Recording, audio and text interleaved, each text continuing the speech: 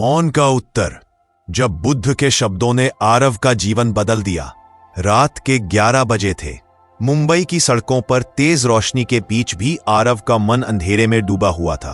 Office से लौटते हुए वह कार की खिड़की से बाहर देख रहा था। लोग भाग रहे थे, सिग्नल बदल रहे थे, हॉर्न बज रहे थे, पर उसके भीतर कुछ टूट चुका था। कॉर्पोरेट कंपनी में सीनियर मैनेजर की नौकरी, शानदार सैलरी, ऊंची इमारत में फ्लैट, सब कुछ था, पर भीतर एक गहरी थकान, एक खालीपन था। वह अपने आप से पूछता, क्या बस यही जीवन है? सुबह से रात तक मशीन की तरह काम करना और फिर नींद में डूब जाना। उसका मन हर दिन और बेचैन होता जा रहा था। एक दिन उसने अचानक तय किया, बस अब नहीं। मोड़, बुद्ध की भूमि की यात्रा। आरव ने कुछ दिन की छुट्टी ली और उत्तर भारत की यात्रा पर निकल पड़ा।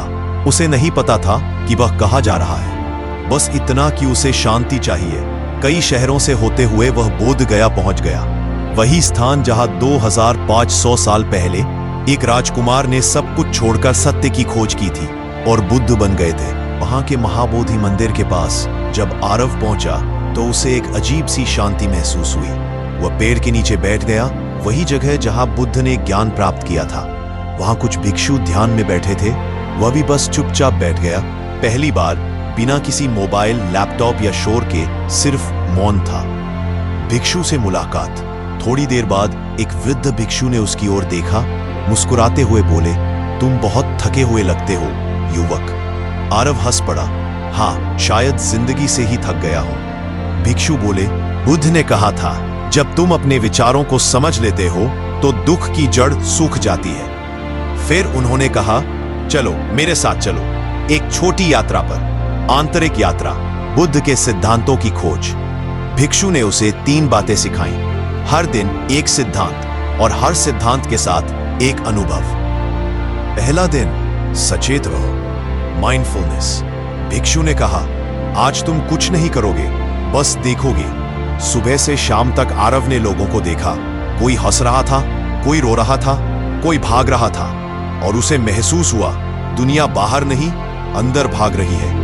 शाम को भिक्षु बोले, देखो आरव, जब मन अतीत या भविष्य में भटकता है तो दुख पैदा होता है, पर जब मन वर्तमान में ठहरता है तभी शांति जन्म लेती है। उस रात आरव ने बिना फोन, बिना म्यूजिक, बस मौन में नींद ली। कई महीनों बाद वो पहली बार सुकून से सोया। दूसरा दिन, छोड़ दो, लेट गो। भिक्षु ने उसे नदी किनारे ले जाकर कहा, इस पत्थर को पकड़ो। आरव ने पत्थर पकड़ा। कुछ देर बाद हाथ में दर्द होने लगा। भिक्षु ने पूछा, दर्द क्यों हो रहा है? आरव बोला, क्योंकि मैं कसकर पकड़ रहा हूं। भिक्षु मुस्कुराए, यही है तुम्हारे दुख की जड़। तुम अपने विचारों, रिश्तों, डर और गुस्से को इसी तरह पकड़े हुए हो। छोड़ दो और देखो कैसा हल्कापन मिलता है।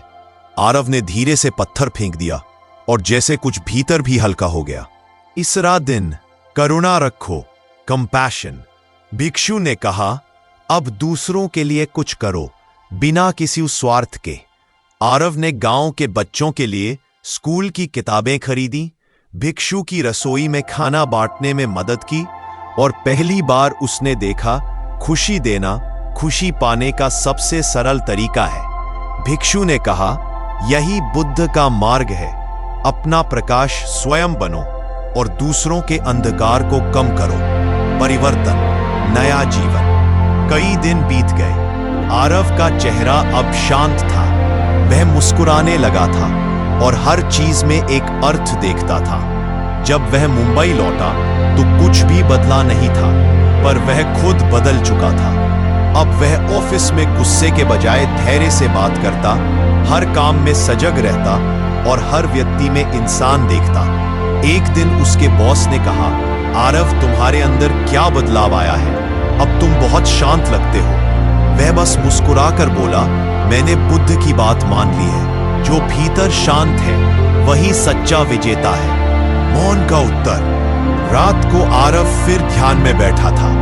वह उसी मौन में था जहां से सब शुरू हुआ था। वह मन ही मन कह रहा था, धन्यवाद बुद्ध, तुम आज भी जीवित हो, हर उस व्यक्ति में जो खुद को समझना चाहता है। और बाहर एक हल्की हवा चली, जैसे बोधि वृक्ष ने उसके हृदय को आशीर्वाद दिया हो। जब हम वर्तमान में जीना, छोड़ना और करुणा रखना सीख लेते हैं, तभी जीवन अपने असली अर्थ में शुरू होता है।